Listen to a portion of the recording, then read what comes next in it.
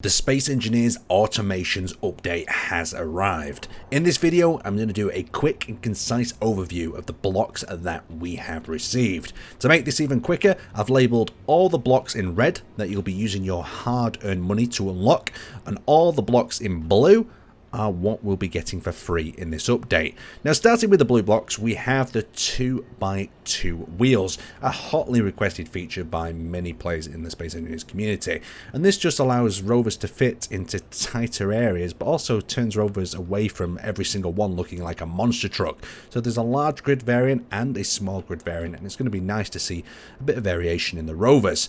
Now, one of my favourite blocks that's been added into this update, the event controller. This is like an advanced timer block. We can set conditions such as cargo filled or the percentage of the cargo filled, for all the way from things like connector connected, and this can trigger other events. This is such a cool, fantastic block, and it also comes in small ship form as well. We'll have to do a whole video showing some tutorials on how to get this used. Moving on quickly though, we have the centered armored plate, heavy and light variants. So this is just a quality of life improvement, just like the air vent that is also listed here. And you can see that that actually sits on the center between these two blocks here, and just allows you to do a little bit more with the armor plates. The air vent though, this is a great new addition. You can see around the sides here we have connectors on all points, and it just makes it easier to plumb up an air vent into your design rather than that half air vent block that we had in the past. Also available in the small block variant. Now, coming over here, we have the conveyor cap and small connector. Now, the small connector might look a bit familiar, and that's because the small connector has actually used the shape of the old ejector. So the old small ejector is no more, and this is the connector, and it has all of the abilities of a standard connector that we're used to. Then in the background, we have the conveyor caps. Now, originally, if we have a quick look at these, people thought that these would have some sort of interactability. They don't. These are just a cap for the end of a conveyor, the end of a cargo container, and as they said in the stream, it just keeps the dust out. It's purely an appearance-based block. But this offers a little bit more functionality. This is the Willis ducts and grate system that they've now integrated. So this is a half block that requires the engineer to crouch to enter and navigate it. And you've also got the mesh door that has a sort of semi-transparent mesh grid on the front that you can see into the vents. So there's different variants of this. That's the original one, and there's also one with a vent either on the floor or whichever angle you put it on, but you can see we can see down into another area below. It gives a very alien or old school Half-Life vibe as you're navigating through these. And there's light variants, there's corners, there's T-junctions, there's cross sections, there's even areas that bring you up to an upper area, and this is perfect. This is a block that's been very well thought out and is going to be very useful in people's ships. I think this is going to, you know, be a really exciting feature. So, grinder. Let's grab ourselves a grinder and see how quickly we can get rid of this duct. There we go. So the grate is gone. It's not super armoured or very well protected, but you can get in here and conduct some maintenance or get to an area of a ship that you couldn't do before. Now, if we come in here, there's something's trapped behind this grate. Let's grind it away. Oh! Hopefully that didn't trigger anyone's phobias, but these are the new plushies that they've added in. They're the little saboid little mini creatures. I don't think they're spiders because they've only got 6 legs, but they're very cool indeed. Let's come over here. We've got the AI flight, we've got the AI recorder, the AI basic, and the AI offensive, as well as the AI defensive. So these are the complete AI blocks.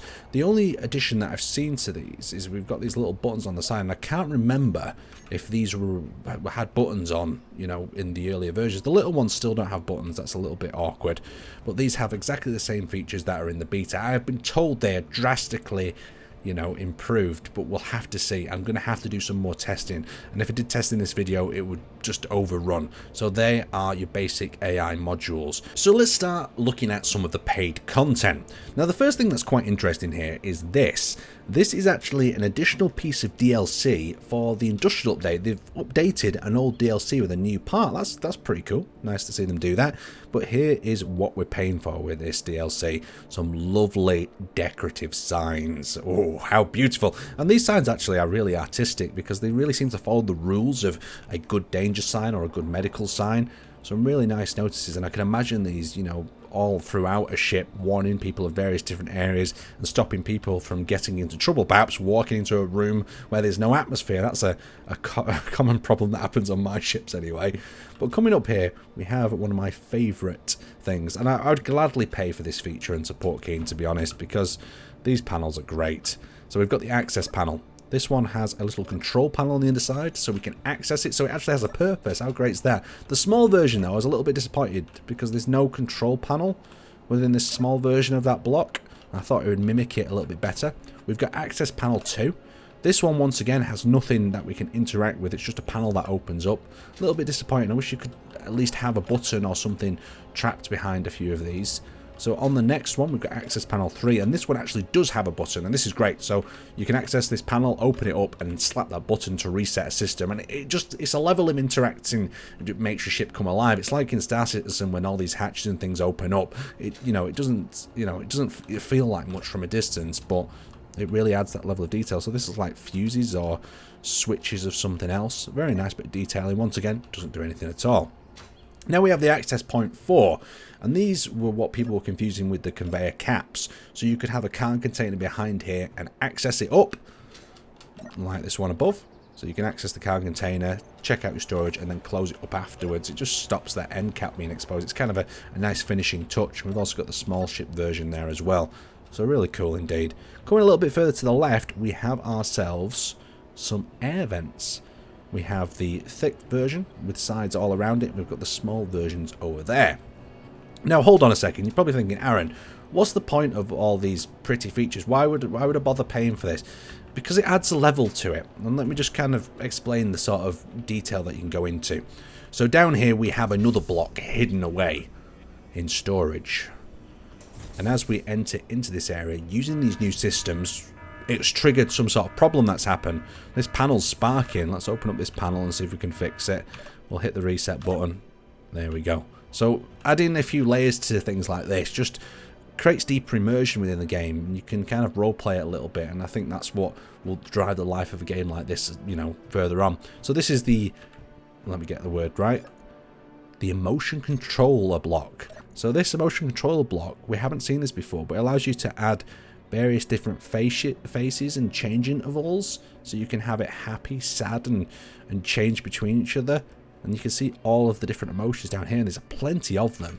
So if you built a little happy AI that's following you around, I think one of the keys to building a good AI is giving it a personality, and perhaps giving it a face might be an option like that. So there you go, the emotion controller, and I'm going to keep that locked up down there because it freaks me out a little bit. So coming over here, we have the Automations timer. Just a timer block, but it's an Automations version of it. Let's look at the detailing on this one. It's very, very nice. We'll bring the camera over so we can get a little bit more close up on the details. So it's got these like little ribs. It's got some battery or pull-out trays on that side. Very cool indeed.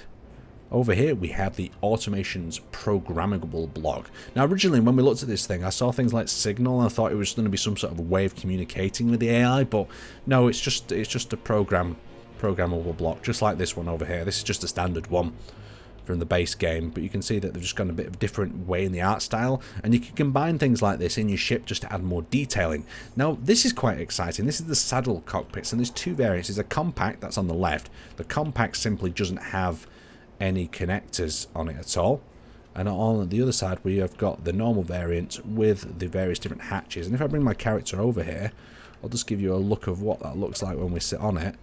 And he's kind of leaning forward, looking like he's going fast. You can open the visor up as we go.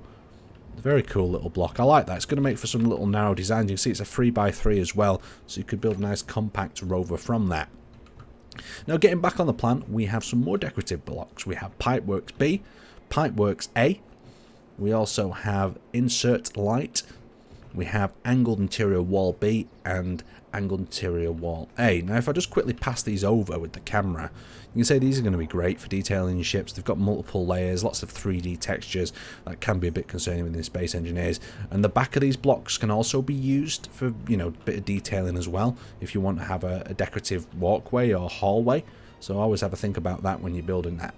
Now before we continue on, there is one block that I've actually tucked down here and we've missed. We've got the sensor block, that's just a retexture of the sensor, but this is the camera block.